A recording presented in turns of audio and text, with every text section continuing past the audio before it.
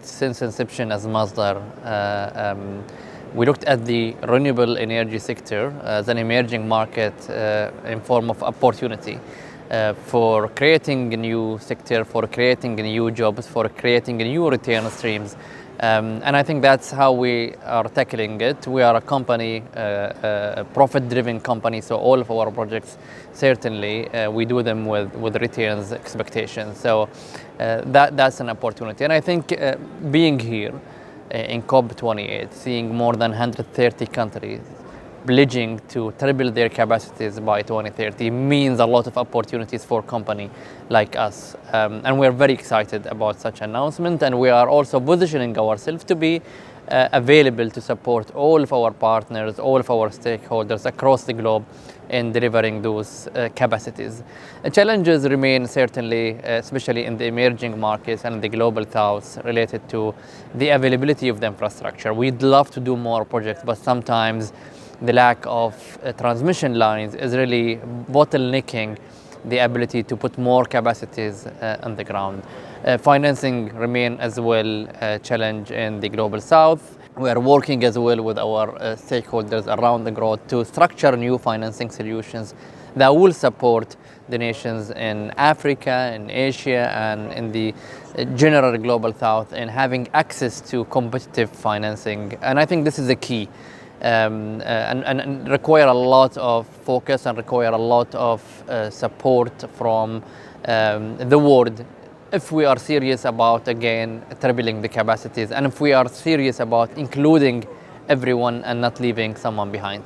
COP28 have put and shed light a lot on the global south and the challenges faced in the global south, including the biggest challenge, which is finance. The UAE have announced ULTRA, which is the 30 billion fund for investment in climate solutions and so on. So I think there is certainly a focus in addressing those issues. First of all, we believe that renewable energy does not only bring decarbonization solution. It also contributes to the energy security solutions in a lot of countries. It also contributes to the energy equity, right? And ensuring that everyone has access to energy, because every country has a form or another of renewable, clean, fundamental source of energy. Yes, we are late, but it's never too late. I'm very glad with how the UAE presidency is driving the world towards really committing to a new targets, towards tripling capacities, towards taking actions and ensuring that no one is left behind. This is a profitable business, and that's why, as I told you, we've looked at it as an opportunity, right? This is not charity, right? And sustainability has always the three elements, right? It has the environmental, the economical, as well as the social. And as as a responsible investor, we always look at those three things. So we will not make a project if that project does not make economical sense for us. We will not make a project if that project will have a negative impact on the life of the people where we are building this project. We will not commit to a project if it does not help in decarbonizing and achieve the environmental target out of such a project. I think COP28 created an opportunity, but it's not just because of COP28. We've seen awareness and acknowledgement of the need to decarbonize, and people are taking this seriously across the globe. I've been growing up in this country, right? And I'm very proud to be a citizen of this country, because we've always addressed all issues in a pragmatic way. And that's what I do believe the presidency of the COP is trying to showcase in the globe. Facing out from fossil fuel. I went to school, you went to school. We all have learned throughout the school that this is an infinite source of energy. One day or another, it will not exist, right? The question is about what pace.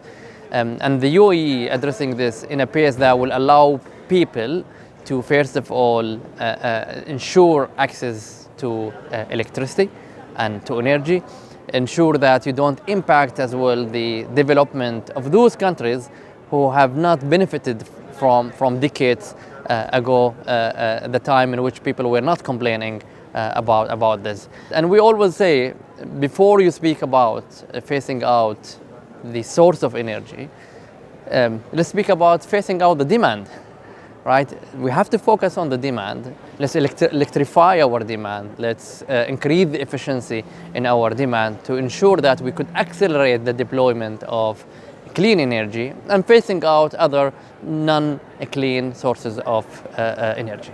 What I'm sure about, however, that during the remaining, I don't know, long or short time in my life, that we will see people adopting more renewable energy.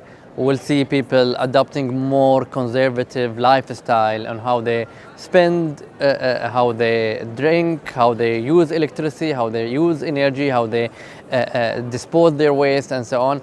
And that's what I would love to see. For me, it's not about shedding light and emphasizing on one source of energy rather than having a balanced, pragmatic approach towards sustainability.